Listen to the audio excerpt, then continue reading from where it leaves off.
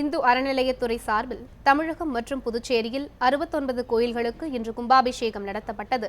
ராமேஸ்வரத்தில் புகழ்பெற்ற ராமநாத சுவாமி கோவில் கும்பாபிஷேகம் இன்று சிறப்பாக நடைபெற்றது. இதற்காக 16ஆம் தேதி முதல் யாகசாலை பூஜைகள் நடத்தப்பட்டன. மகா கும்பாபிஷேகம் இன்று காலை நடைபெற்ற நிலையில் கலசங்களுக்கு புனித நீர் ஊற்றப்பட்டது. இதில் 2 லட்சத்திற்கும் அதிகமான பக்தர்கள் கலந்து கொண்டு சுவாமி தரிசனம் செய்தனர். விருதுநகர் மாவட்டம் ஸ்ரீவில்லிபுத்தூர் ஸ்ரீ ஆண்டாள் கோவில் நூதன தங்க விமானத்திற்கு மகா கும்பாபிஷேகம் நடைபெற்றது. வேத மந்திரங்கள் ஓத ராஜகோபுரம் மற்றும் ஆண்டாள் தங்க விமானத்திற்கும் புனித நீர் ஊற்றப்பட்டு கும்பாபிஷேகம் நடைபெற்றது.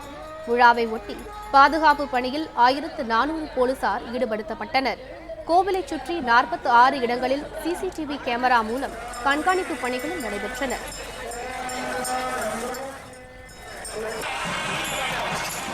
புதுச்சேரியை அடுத்த வெள்ளியனூர் பகுதியில் அமைந்துள்ள 1000 ஆண்டு பழமை வாய்ந்த கோகிலாம்பிகை உடனுரை திருக்காமேஸ்வரர் கோவிலில் 27 ஆண்டுகளுக்கு பின் கும்பாபிஷேகம் இன்று நடைபெற்றது. 11 கோடியே 50 லட்சம் மதிப்பில் கோவில் திருப்பணிகள் கடந்த மாதம் முடிவடைந்தன. கும்பாபிஷேகத்தில் புதுச்சேரி முதல்வர் ரங்கசாமி, அமைச்சர்கள் மற்றும் திரளான பக்தர்கள் கலந்து கொண்டு சுவாமி தரிசனம் செய்தனர்.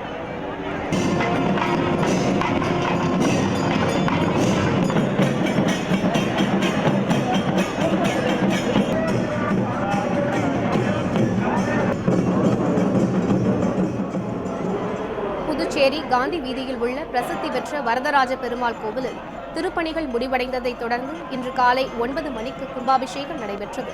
ஸ்ரீரங்கம் ஆண்டவன் சுவாமிகள், திருக்கோவிலூர் GS சுவாமிகள் ஆகியோர் தலைமையில் நடைபெற்ற கும்பாபிஷேகத்தில் ஏராளமான பக்தர்கள் கலந்து கொண்டு சுவாமி தரிசனம் செய்தனர்.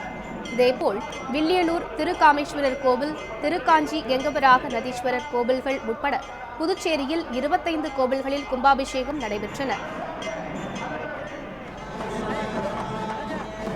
கடலூர் மாவட்டம் குறிஞ்சிப்பாடி கும்பேஸ்வரர் திருக்கோவிலில் மகா கும்பாபிஷேகம் நடைபெற்றது.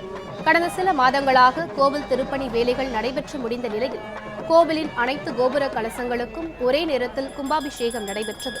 பின்னர் தீபாராதனை நடைபெற்றது. இதில் ஏராளமான பக்தர்கள் கலந்து கொண்டு தரிசனம் செய்தனர்.